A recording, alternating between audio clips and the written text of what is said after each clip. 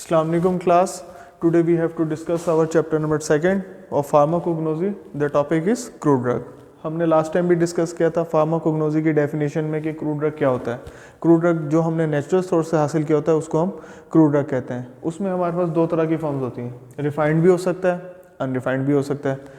हमने देखें crude drug की डेफिनेशन को देख लेते हैं। इसमें क्या है, नेचुरली अकरिंग सोर्स है, ठीक है। हमें कहाँ से मिल रहा है, हमें नेचुरल सोर्स से मिल रहा है, यानी कि जो प्लांट्स वगैरह हमारे पास, ये सारे जो प्लांट्स ओरिजिन है, एनिमल ओरिजिन, ये सारा नेचुरल सोर्स है।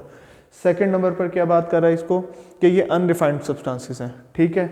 अनरिफाइंड क्यों है, क्योंकि देखें आपने जो भी बाहर से कोई भी एक्सट्रैक्ट लिया है, कोई भी आपने सब्सटेंस लिया है, कोई भी आपने लिविंग ऑर्गेनिज्म को लिया है, जैसे कोई प्लांट लिया है, तो आपने उसको रिफाइनिंग के लिए लैब में लेके जाना है। जैसे हमने स्कोप ऑफ फार्माकोग्नोजी में पढ़ा था, cultivation, preparation, preservation, storage, drawing, सारे प्रोसेस के थ्रू गुजारा था। तो वो क्या था, वो अनरिफाइंड सब्सटेंसेस थे जिनको हमने रिफाइंड फॉर्म में लेकर जाना है। थर्ड नंबर पर आ जाता है हमारे पास ऑर्गेनिक सब्सटेंसेस। अब आपको पता है ऑर्गेनिक सब्सटेंसेस कौन से होते हैं, जिसके अंदर कार्बन एटम प्रेजेंट होता है, उसको हम ऑर्गेनिक सब्सटेंसेस कहते हैं। इसके अलावा इसके अंदर कुछ इनऑर्गेनिक सब्सटेंसेस भी आ जाते हैं जिसके अंदर कार्बन एटम प्रेजेंट नहीं होता, उसको हम क्या कहते हैं, इनऑर्गेनिक सोर्स के थ्रू आ रहे हैं। ये तो हो गया हमारे पास क्रूड ड्रग, ठीक है। नेक्स्ट हमारे पास आ जाती है इसकी क्लासिफिकेशन। क्लासिफिकेशन में क्या है कि भाई हमने क्रूड ड्रग को क्लासीफाई किस बेस पर किया है। हमारे पास 4 तरह से क्लासिफिकेशन है, मॉर्फोलॉजिकल, टेक्सानॉमिकल, फार्माकोलॉजिकल एंड केमिकल। हमने जब फार्माकोग्नोजी की डेफिनेशन पढ़ी थी उसमें भी हमने यही बात को डिस्कस किया था कि हमने उसकी biophysical chemical properties, chemical constituents and next number पर बायोलॉजिकल प्रॉपर्टीज़, हमने इन्हीं चीज़ों को फोकस किया था।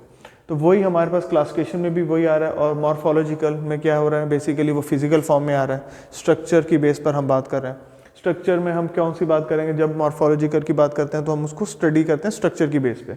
उसमें हमारे पास 2 चीज़ें आ गई हैं, ऑर्गेनाइज्ड एंड अनऑर्गेनाइज्ड। जो हम डायरेक्टली सोर्स से हासिल कर रहे हैं, प्लांट्स वगैरह, जैसे फ्लावर्स हैं, ठीक है, हम फ्लावर्स को ले रहे हैं। हमने लास्ट टाइम डिस्कस किया था कि जैसे हम अर्के गुलाब यूज़ करते हैं, रोज़ वाटर यूज़ करते हैं, तो वो क्या है हमारे पास, वो हमने डायरेक्टली फ्लावर से लिया और उसको हमने यूज़ कर लिया।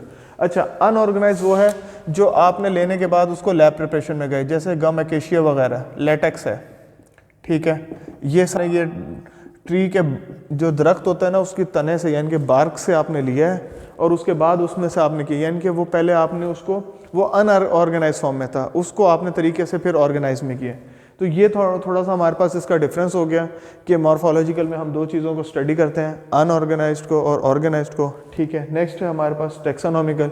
इंशाल्लाह इसको हम आगे नेक्स्ट लेक्चर में डिटेल में डिस्कस करेंगे। साथ साथ हम बुक को भी साथ साथ लेके चलेंगे कि हमें बुक में क्या है, ताकि कोई किसी स्टूडेंट को कोई क्लियरेंस ना हो तो क्रूड ड्रग से लेकर वो भी हो जाए।